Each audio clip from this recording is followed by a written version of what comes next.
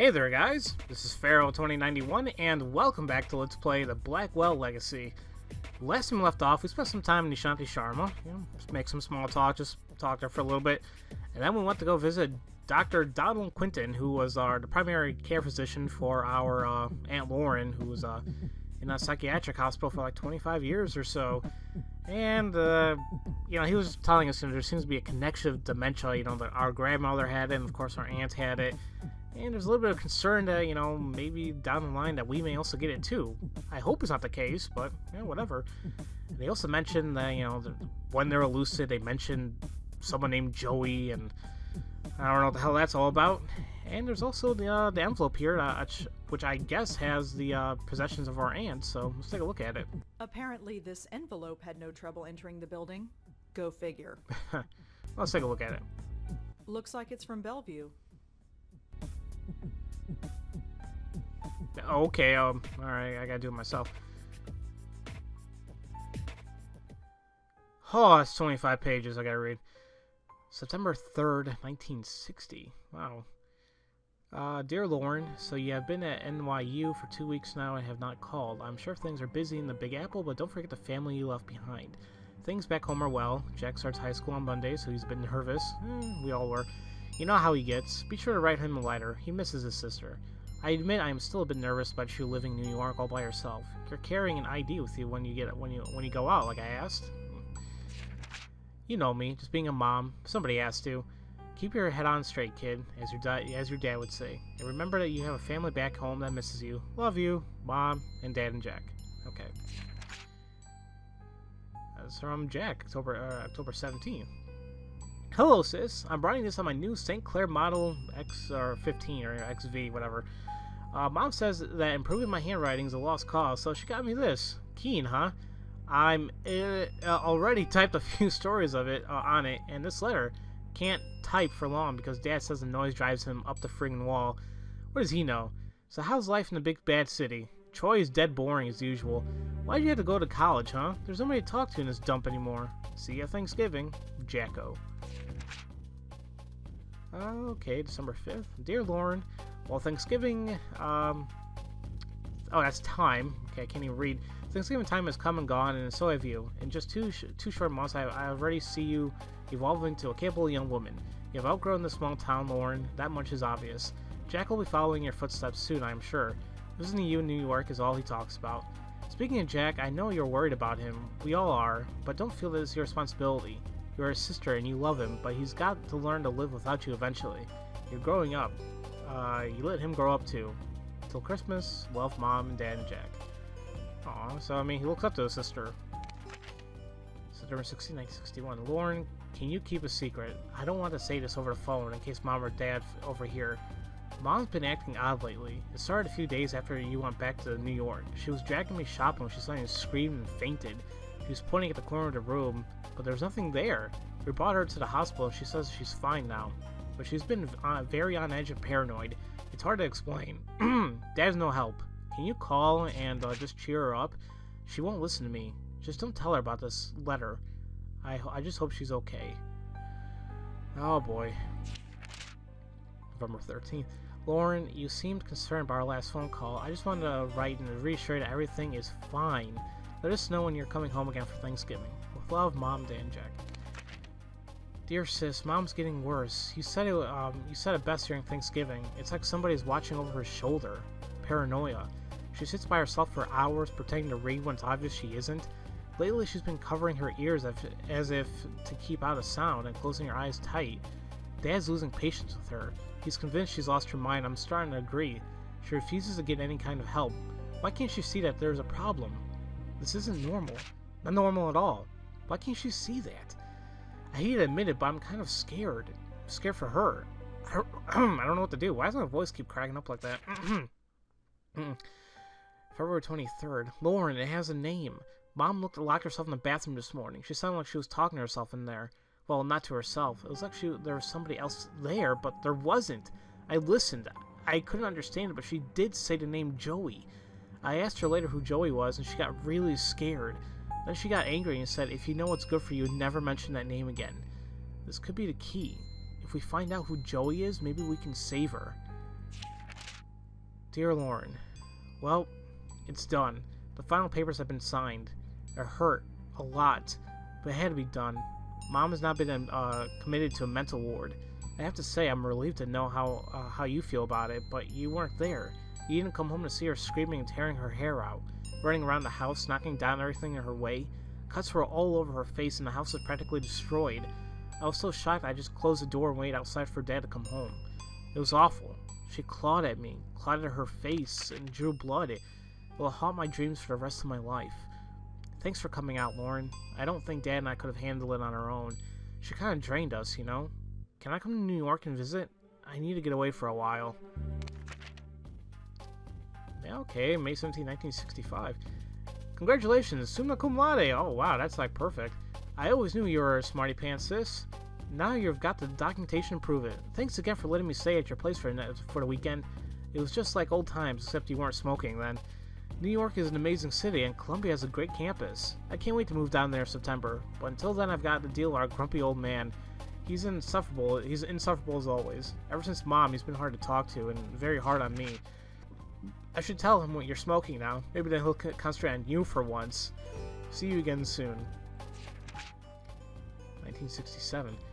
It's happening again, Lauren. Just like you eventually said it would. I'm in love. Her name's Maria. She's from Italy. We met in a statistics class. I hated statistics. She asked if she could copy my notes because her hand was tired.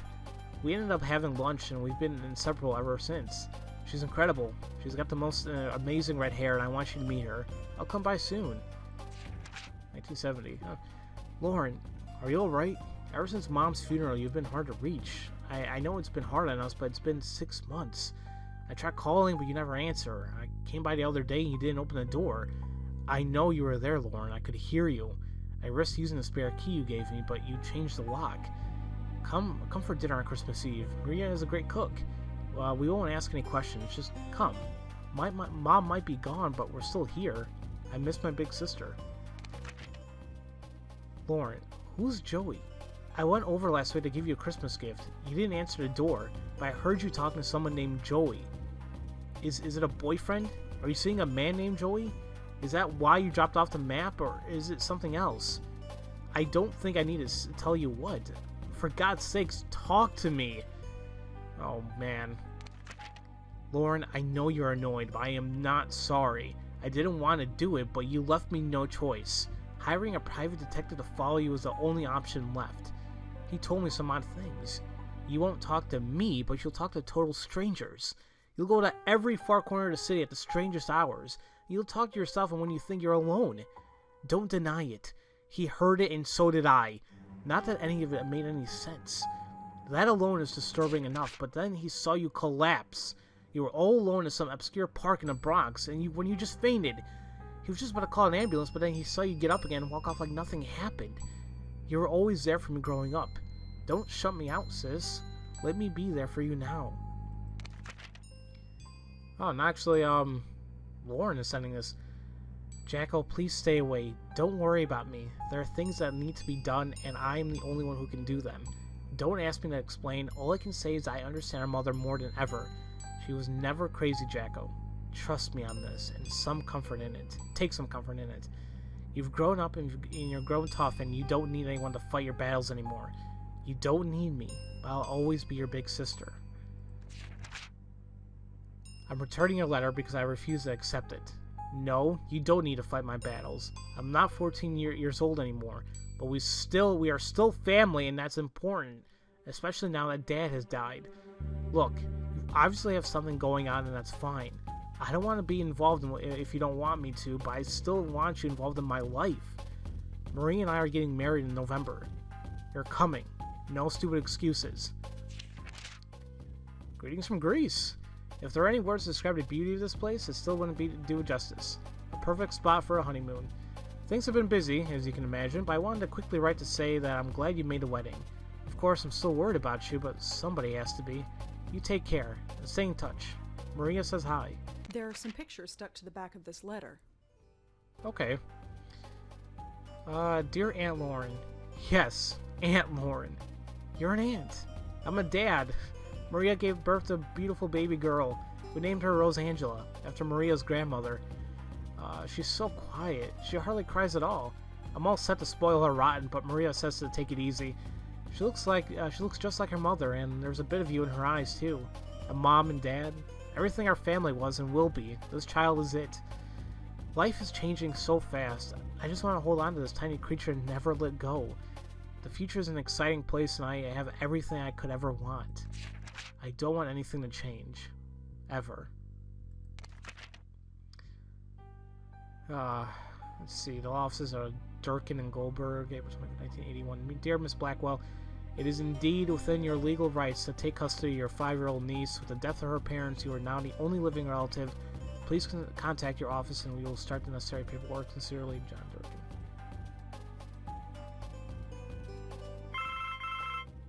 Oh yeah, she said her photos here. Huh. They're a happy bunch. I don't want to ruin the picture. Is that my dad? He looks so young. I always pictured my dad as being older. I assume that's my mother. She sort of looks like me, I guess. Other than that, she's a total stranger. That's definitely Auntie Lauren. She's looking at something off camera. I wonder what it was. Yeah, this screams 70 right here. Let's take a look at the Christmas photo as well.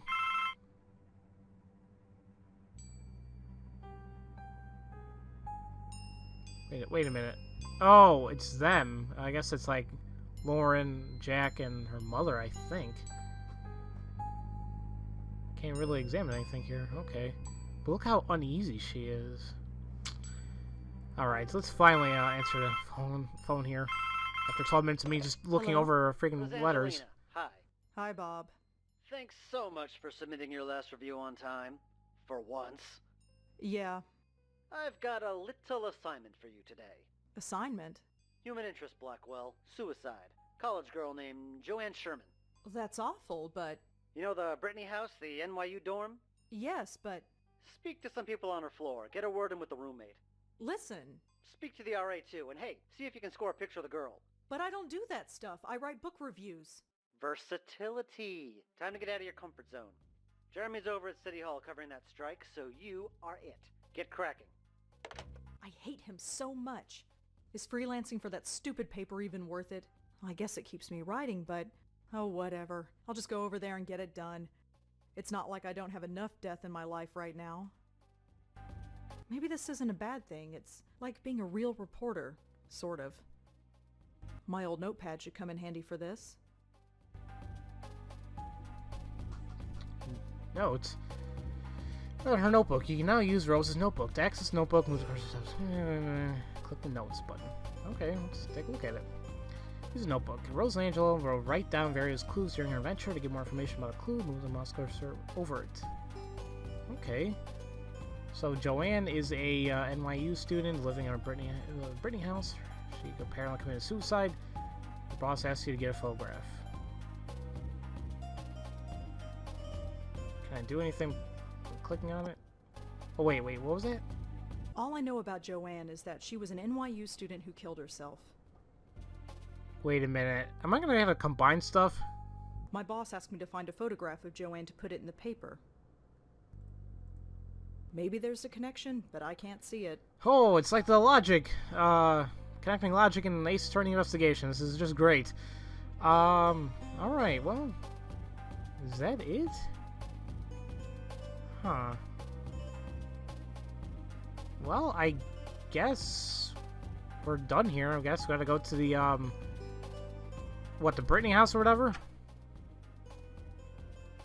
Alright, well... what else can we do? Brittany Hall dorm.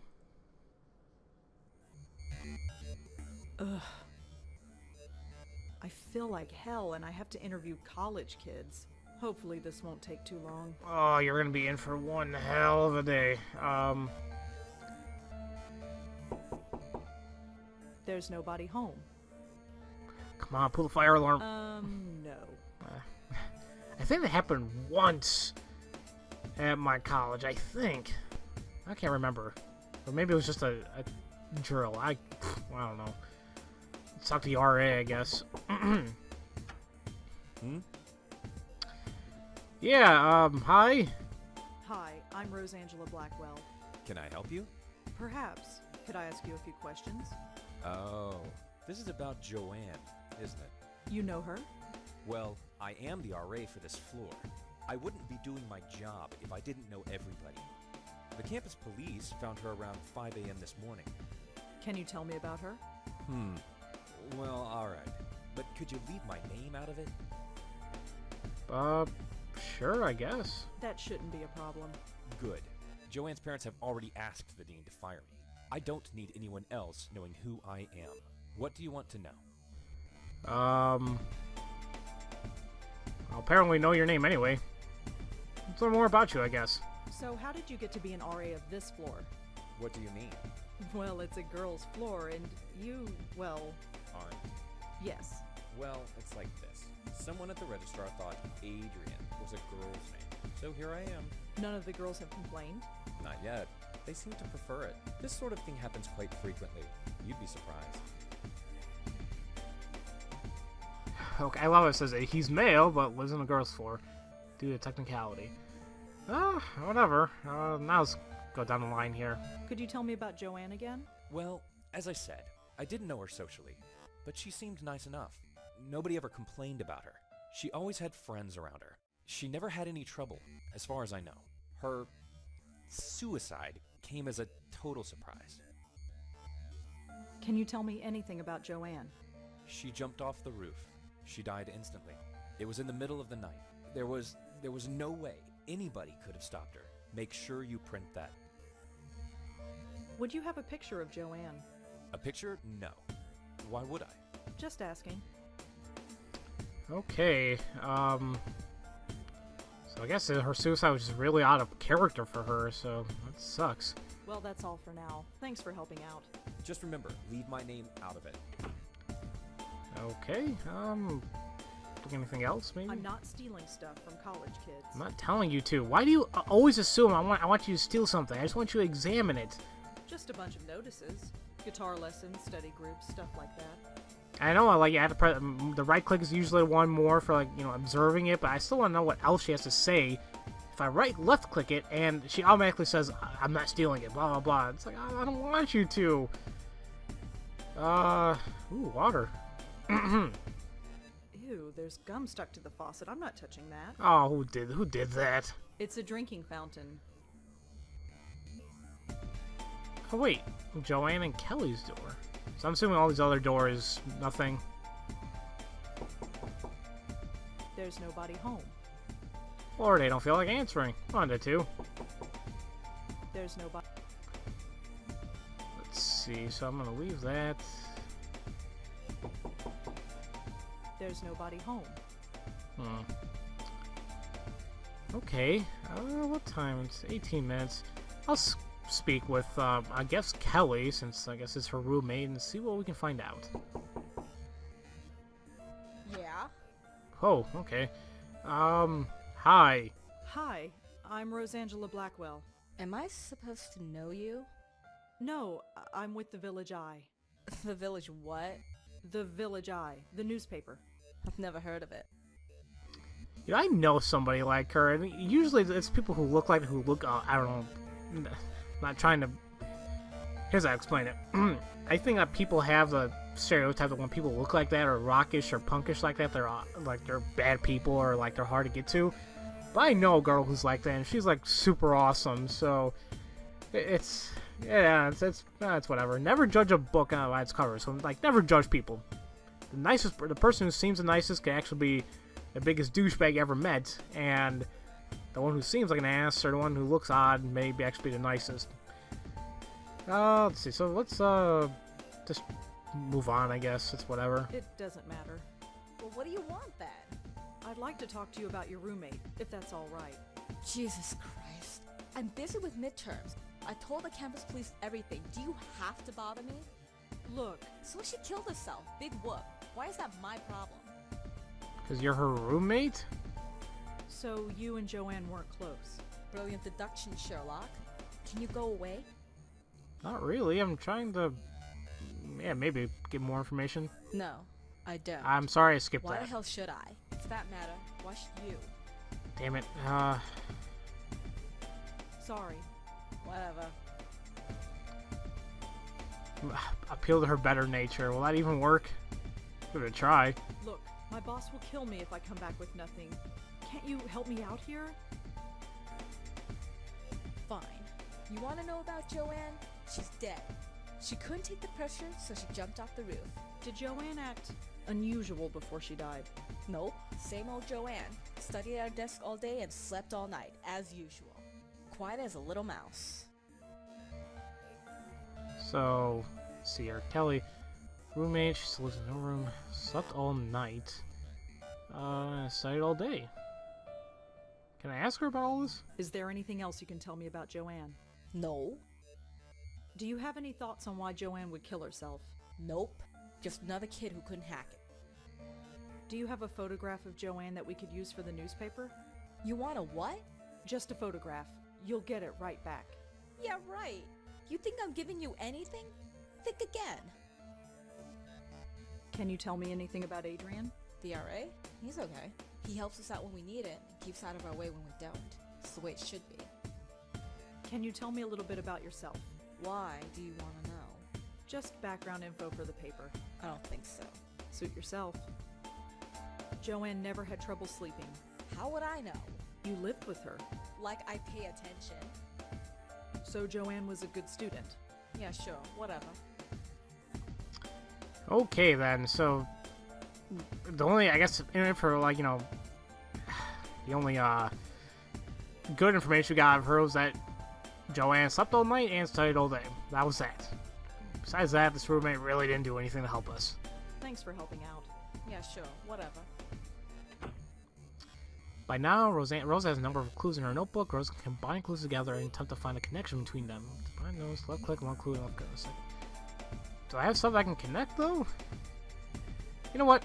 I'm actually going to go ahead and just do that in the next episode, because I'm not sure if I'm done or not here.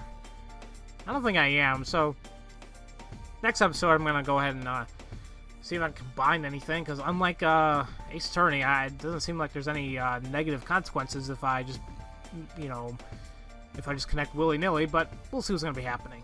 So, as usual, thank you all for watching, and I'll see you guys next time for Let's Play the Blackwell Legacy.